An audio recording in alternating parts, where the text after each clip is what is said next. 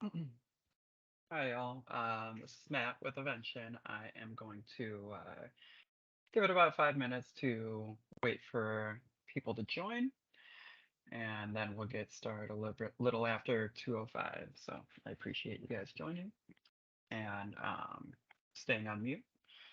I'm going to get everything ready to get started a little after 2:05.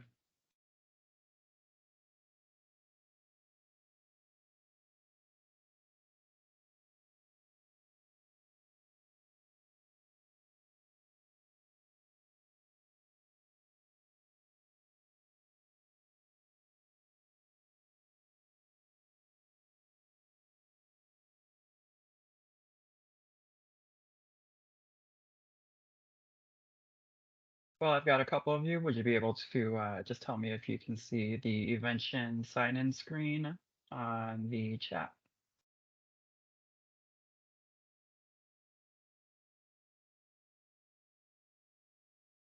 I can see it. Awesome. Thank you. And I can see it too. Amazing. All right, we'll get started a little after 2:05.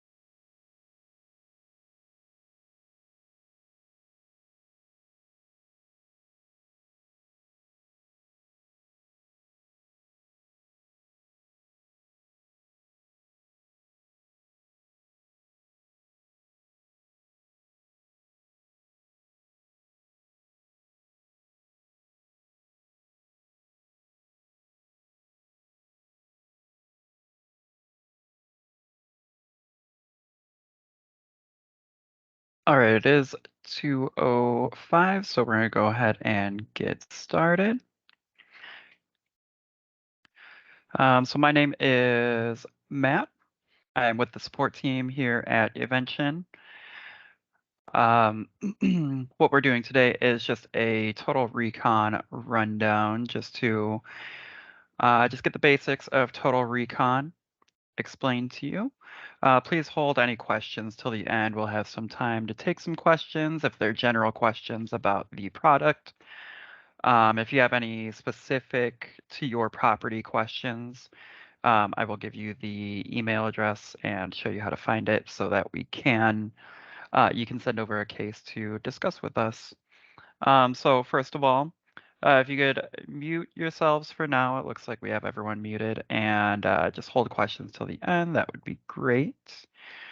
This meeting is being recorded, but I will be sending out a link to it after we complete the training, so that you can refer back to it. And I always like to send out our total recon guide with that training as well, so that you can refer to that with any questions that you have. So yeah, what we will do is we'll get started. Like I said, my name is Matt. I am with the customer support or client support team here at Evention. So if you have an issue when you call us or send over an email, it'll be me or Rachel or Anna, Lindsay, Regina, the whole team. One of us will be answering it for you. So you may have heard my voice before or seen my name. So we are doing a Total Recon training, formerly Secure Drop. Secure Drop or Total Recon is a cache management and reconciliation tool that integrates your POS or PMS system data to automate your overshort reporting. You can also integrate with a cache recycler for increased time savings, removing the need to count cache by hand altogether. And the purpose of the training is just to try to give you, like a basic rundown for how to use Total Recon. So the first thing you'll want to do is log into our site. The URL for secure or Total Recon is securedrop.eventionlive.com. So it's going to look like that. If you have anything else saved, like the old login.eventionlive.com, get rid of that. That can lead you to a site that's not going to let you log in. If you have that, if the correct URL is bookmarked, then you won't have that issue. So now that we're at the landing page, we're going to log in. Here at Evention, we sign in with single sign-on. If you do use the username and password process, enter your username and password. If you forgot your username, type in your username, click forgot password, and it's going to bring up this box to reset your your password via email. Enter your email, click verify, and it will take you through the process of resetting your password. Like I said, we use single sign-on, so I will click on single sign-on and choose my name and log in. So first thing we are going to see are our widgets. These are completely customizable. So here we have transaction summary, overshort by department. If you have some overshorts, they're going to show up here. Uncleared violations, unclosed days. You can set favorite reports, documents. All of this is customizable to your property. So you will just, when your Secure Drop or Total Recon site is set up, your admins will choose what to set up there. So you're probably familiar with your landing page. First thing we always stress is check your imports. So I'm going to go to our imports page, click home first. So here we see our landing page. This will have, the imports landing page. This will have all of the imports, and then you can click on these tabs to see the different imports and make sure that they came in for the day. If you have a Revolution cache recycler, you'll normally see that this has been automatically imported for the day. But what we'll do for the sake of teaching is we're going to manually import the Revolution transaction import. Normally, so these are the import logs. So normally the user you would see is system administrator for the Revolution transaction import, since that normally just comes in automatically each morning. So to manually import, click that upload files button and then select files. You can do it there or here. And then it's just going to take you into your files and you'll choose the correct one. We'll click on that buffer, click open. You'll see it load in here. That just said that it's already been imported because we use the same file to do these trainings. So that file has been imported before. Now that we have it loaded in, we'll just click import. And the Revolution import is normally a pretty big file, so you may see it spinning like this for a moment. So the Revolution transaction import is the data that you will see that goes into your verify page.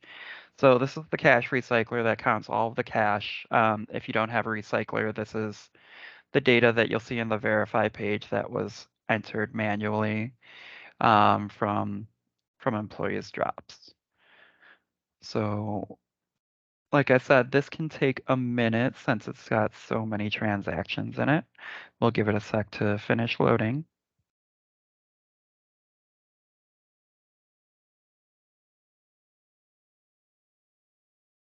Also, something about the Revolution import is if you do need to re-import all of the data for the day, you're going to want to bring in the Revolution transaction import before anything else, because that is the data that the audit data is going to connect to once you import the audit data. So if you don't have the Revolution data in there first, it's going to create envelopes for all of the missing transactions. And we don't want to do that if it's just supposed to be matching our Revolution import. So looks like that one imported correctly. So now we're going to just come down here and take a look at the items. Not going to be anything in audits because these are our drops. Here are our drops. So these are the ones that we see for the day. So if we go into our verify page for 11822, we will see all of this data. This is, like I said, a file that we always use, so it's going to have some older data, but that helps us look at how to jump back in Total Recon to find that as well. So we'll do that once we finish with our imports. Next, I'm going to go down to the POS PMS import. This will be like the data that you see from Infogenesis, Opera, Micros, all of those that will be the audit data. So a lot of times this is automated as well. Some of you may manually import it. So that's just how your site is set up. What we'll do is we will manually import this data as well. So we have our demo audit file. It's going to say that it's been loaded in before. Actually, it's not because I changed the name of it. But we'll go ahead and import that. This one shouldn't take as long because it doesn't have all the data that Revolution has. But now here we have a needs review on this file. So sometimes you will see this needs review flag. That needs review flag just means that there's something in there that hasn't imported fully and just needs your attention. The one that you want to see the most is success here. You also may see valid. Valid would normally mean that while importing the file, there was an issue with some of the data, but it paused and figured it out.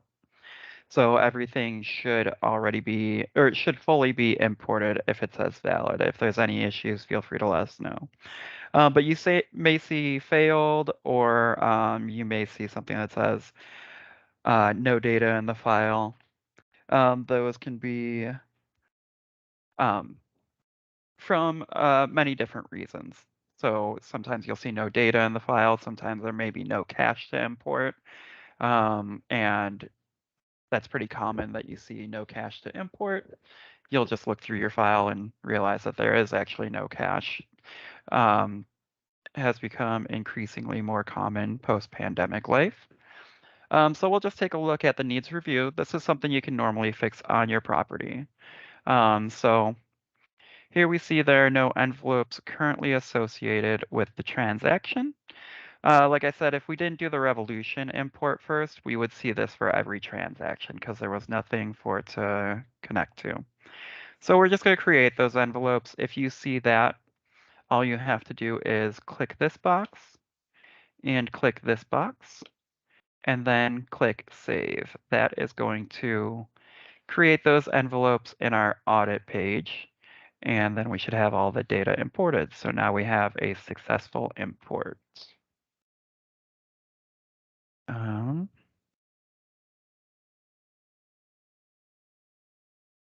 Um, so if you ever have a needs review that has that says an employee is missing, you'll just want to create that employee and then rerun the import.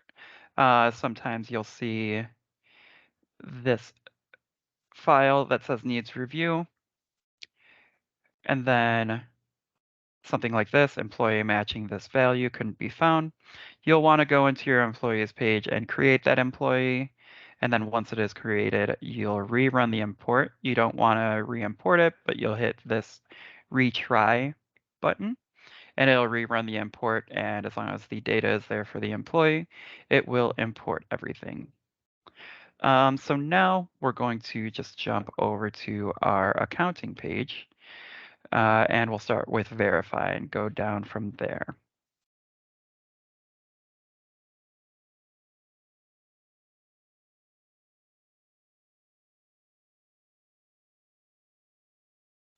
All right, so first we'll go to verify, and then we're going to jump back to January of 2002 so we can see all of our data that was imported. So we imported the data for 1/18/22. Here we see total drop, total verified, and the verify completion. Let's open it up and take a look.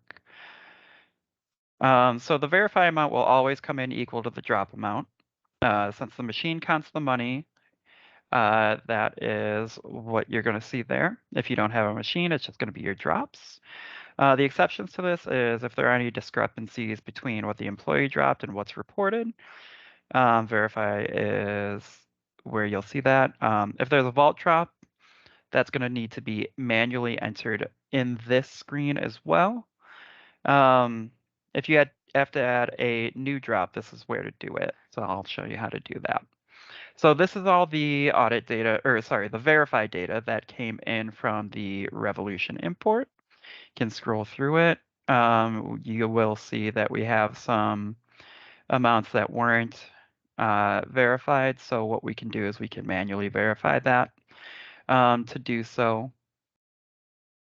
like we see this $100 here, we can go ahead and add an amount.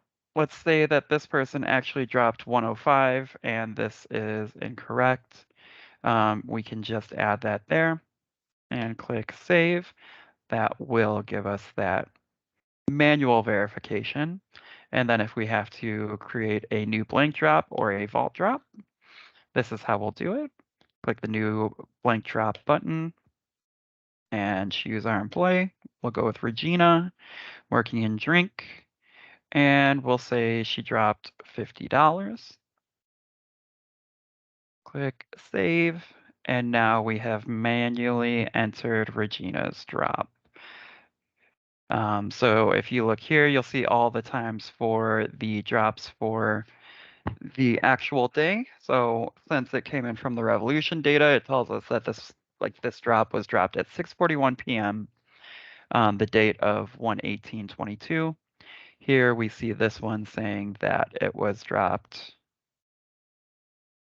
at 8/9/2023, and it'll have the time that it was dropped since we manually entered it.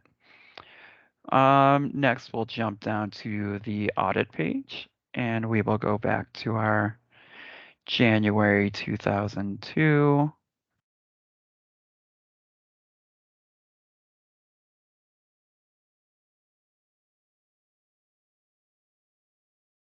So audit data is the responsibility based on what the employee rang up in the POS or PMS system. The audit amount is basically what the employee should have dropped.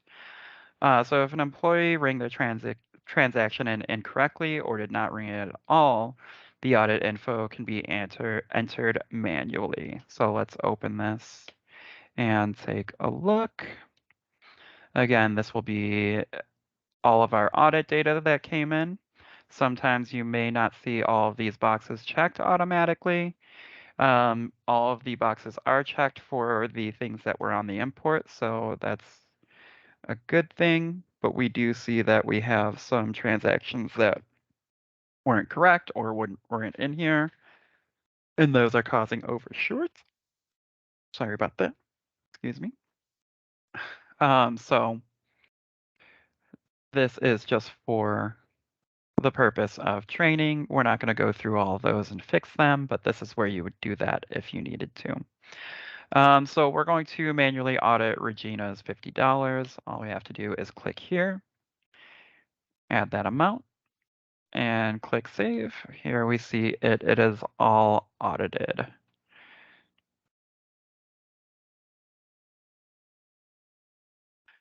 So the employee makes a drop, either the machine or the general cashier will verify what's in the envelope or the drop and the import from the POS system.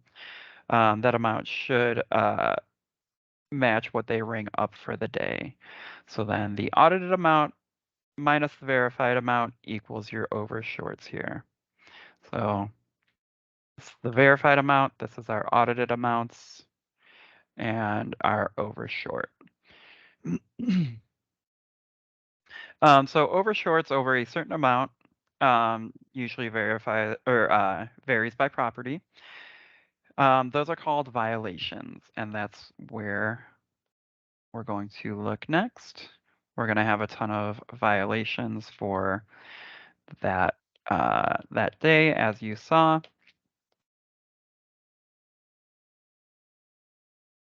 And this is where you're going to see them and manage all of them. You can also enter it this way, which makes it 1,000 times easier, and I should have just done that in the first place. So if you were looking at your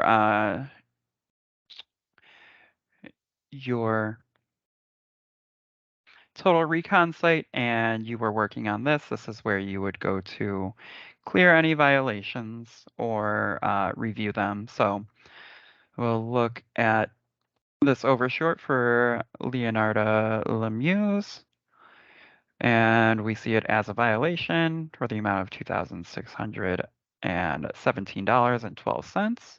Right here, you can update the status. Let's see what this is under investigation.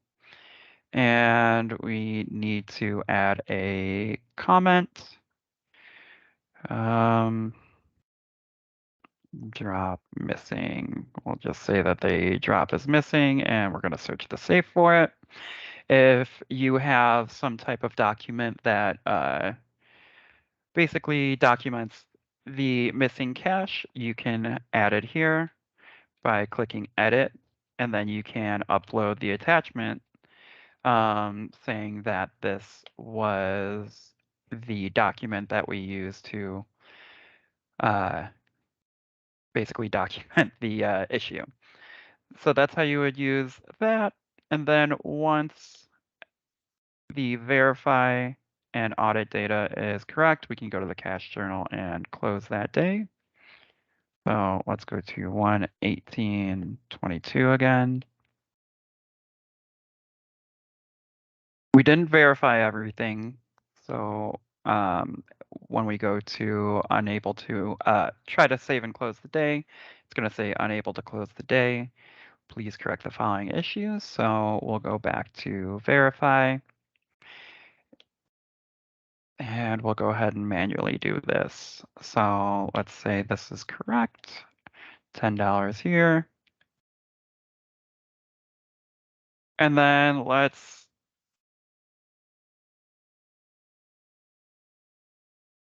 take a look at these. What we're going to do instead of verifying them at 0, I'll show you how to just delete those $0 transactions. So we can go into transactions, go back to our correct date. Here we see it pop up. This is also if you have data that was double imported and you need to delete it and re-import all of your files to start fresh. This is where you'll do it. You'll just click this trash can to delete the day. It's going to cross it out and then click save. That will delete the entire day.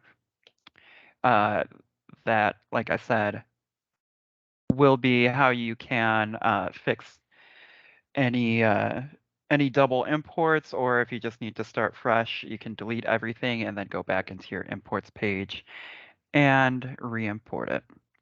So here we're going to look at 118.22 and find those $0 transactions, and then we're just going to delete them. So I believe this was one of them. I'll click that trash can and click save. So now we're deleting that specific transaction. And then let's see if we can find the other $0 transaction. I'm not 100% sure if that one was. I think it's this Jennifer Lira one.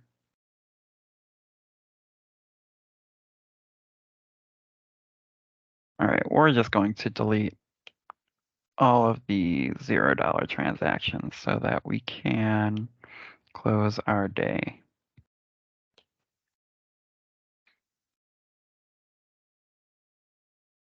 All right, let's take a look at verified. If you think that your data hasn't updated, feel free to click this refresh button right here. So I must have deleted the other, or some other $0 transactions. But what I will do then, I'm just gonna verify these at $1, just for the sake of closing the day.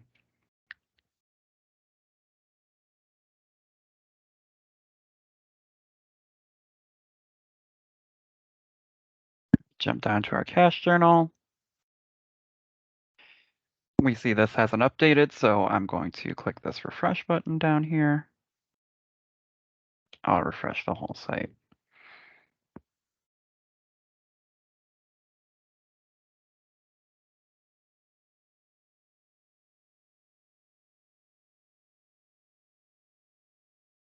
All right, we've got verified, we've got audited drops, so let's save and close the day.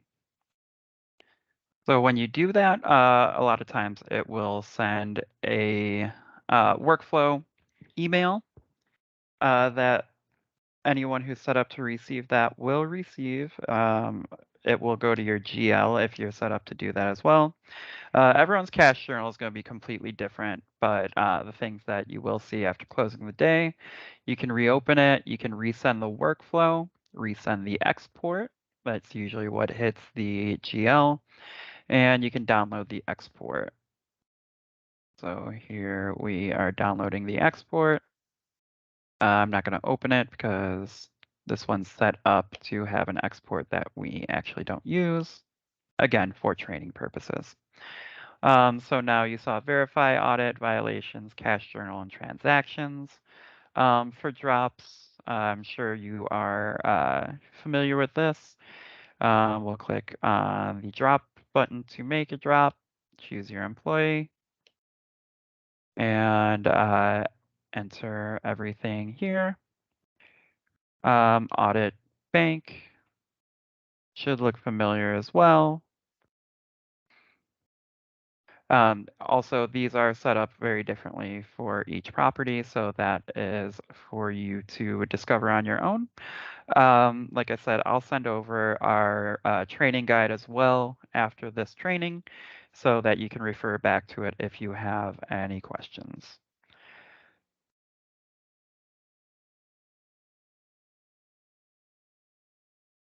All right, so now we'll just jump over to reports. You may have some in this quick section where you can choose your report.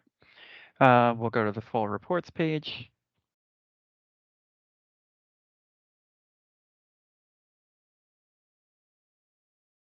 First, we'll just take a look at like the overshorts by date. Very common report to use to look at your overshorts for the day. I'm gonna run it for the last almost 2 years just to show everyone what it looks like. So we have our date, overshort, and all of this information. So if you mark in the violations page the violation as cleared, no violation, you're not going to see it in here. You're only going to see the outstanding violations. We also see a couple different ones. Machine reconciliation report, that's going to be all of the data that came in from your Revolution machine if you have one. If you add vault drops and manual drops, of course, it's not going to have that because those don't come from the machine. Those are manually added. So if you want to see everything that came in from the machine plus everything that was manually added, you're going to take a look at the usually the cash deposit report or cash journal. So again, that's for you to take a look at and go through your reports. If you have any reports that you really like, go ahead and, favorite those by clicking this star.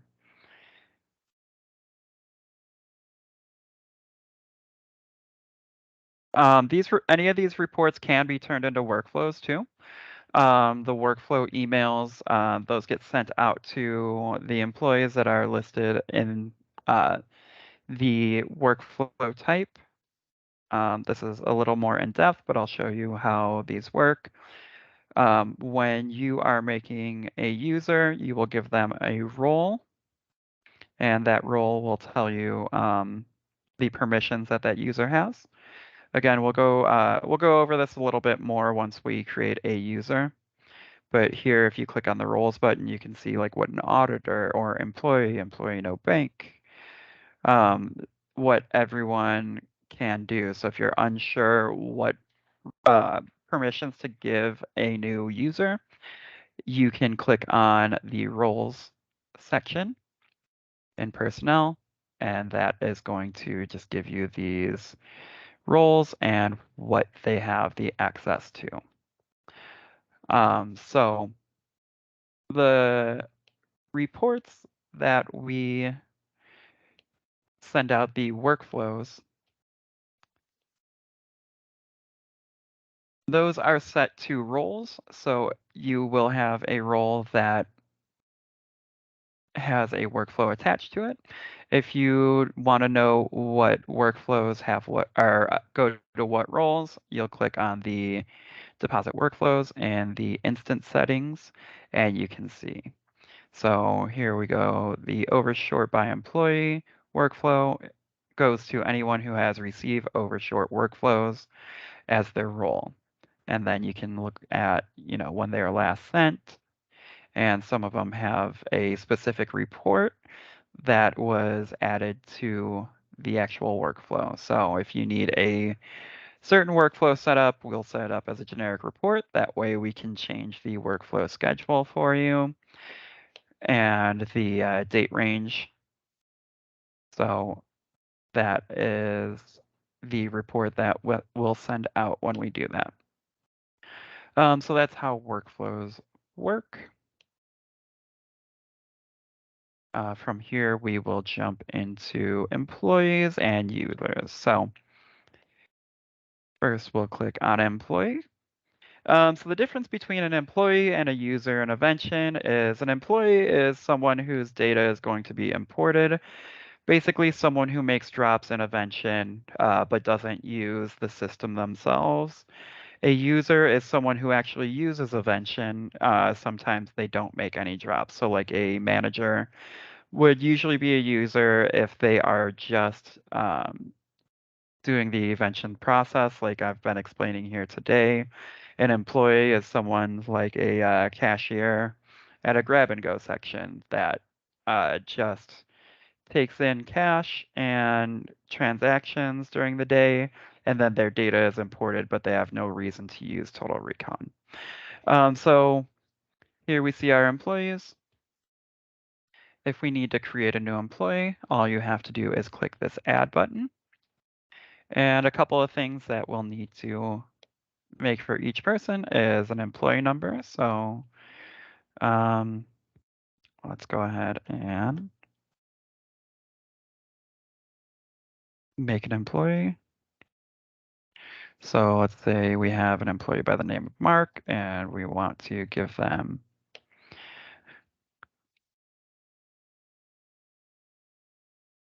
first and last name. And then the system IDs are for if there's like an infogenesis number or if there is a alternate name that this person uses. Let's say that their full name is Mark Otto instead of just Mark.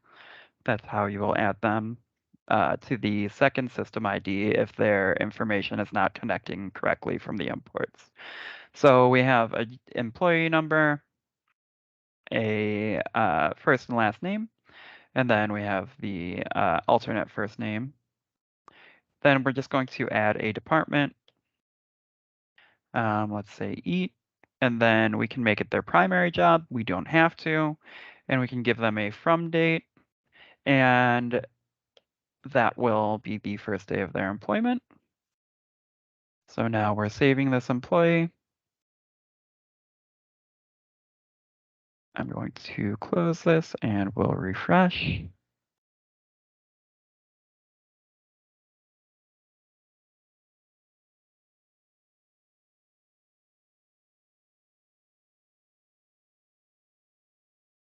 Here we will search for this employee. All right, so now we have this employee in our system. Let's say yesterday was actually their last day. What we do to get rid of employees in the system is we add a to date and click save. What that's going to do is make this invalid and the employee invalid.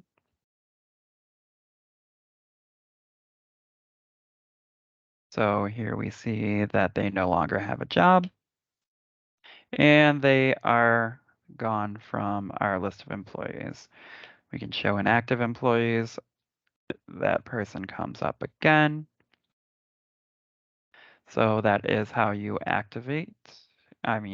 create an employee profile and then deactivate them. Next thing we'll do is go down to users. Very similar process, little different. Like I said, a user is someone who's actually going to be using the system rather than someone whose data is just being imported.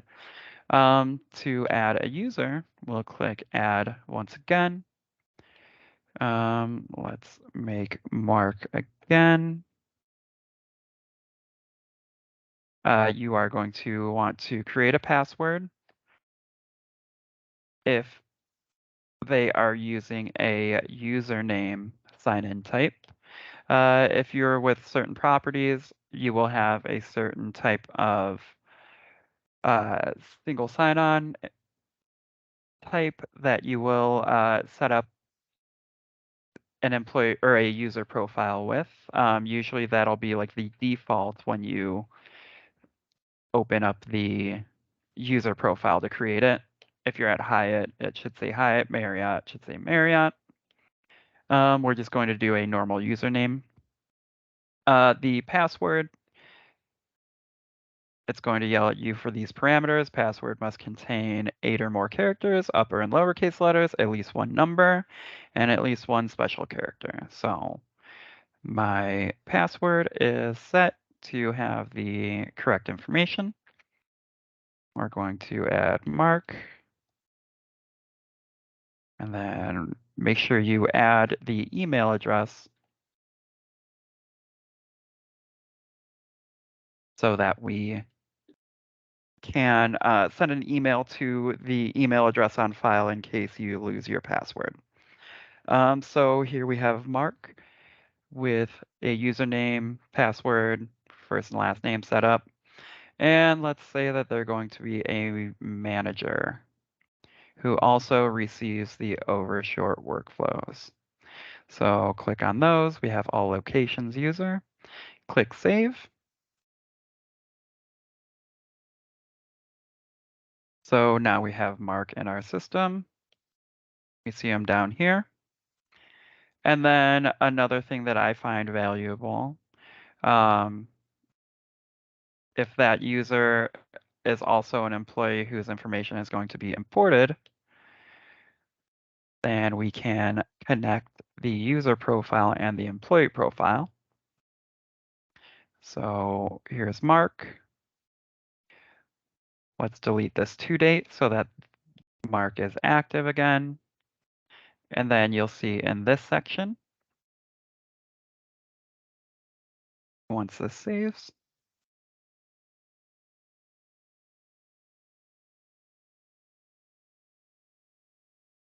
we can scroll down and connect the user. If we didn't just create Mark, we can create Mark's user profile. We could create it here. You'll see a couple of important things, username, email, and then those deposit roles. But since we already created that user profile, I can uncheck that and find them in here. So here we have Mark, and let's click save. Now we have a new user profile and employee profile for Mark, and they are connected. Once again, we'll pretend that yesterday was Mark's last day, so now we want to go in and deactivate the user profile. To do so, a little simpler, all you want to do is click on the what we call the hamburger over here, top bun, hamburger, bottom bun, and click revoke access, click save, and now Mark is X'd out. If we refresh, he'll be gone.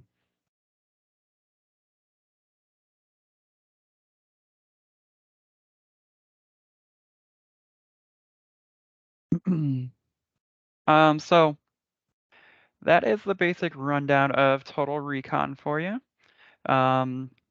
If you have any questions or need anything updated on the site, feel free to contact us. We are available Monday through Friday, actually every day, 8:30 to 5:30 Central Time. Monday through Friday, definitely. We have a lot more people in. We have 2 people on weekends too for your emergencies. And then if you need to find our information, you will just click on that question mark there and click support. It'll take you to our support section. So you can send in questions here and request a call. But again, that's on the site. You'll just click that button. So I will go ahead and open up to any general questions. So if you have a general question, let me know. If it's specific to your property, I would hold off and just send us over an email to our support email. That would be support@eventionllc.com, or you can also use this to go through the site. Like I said earlier, I will be sending out a link to this training as well as a link to our guide to Total Recon itself. So that should be able to answer any general questions that you have, but feel free to contact us if you have anything super specific to your property or any issues that you need help with.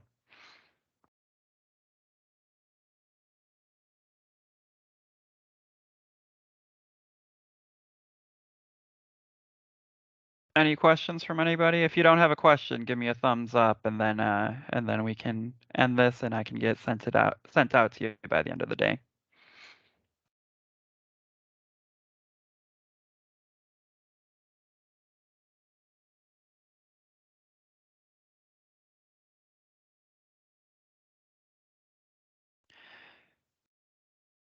Thank you. All right, thank you so much. Elizabeth, you good? No questions either?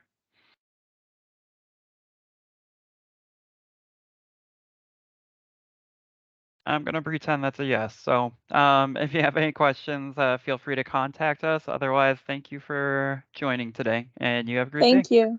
Yeah, you too. Bye. Bye bye.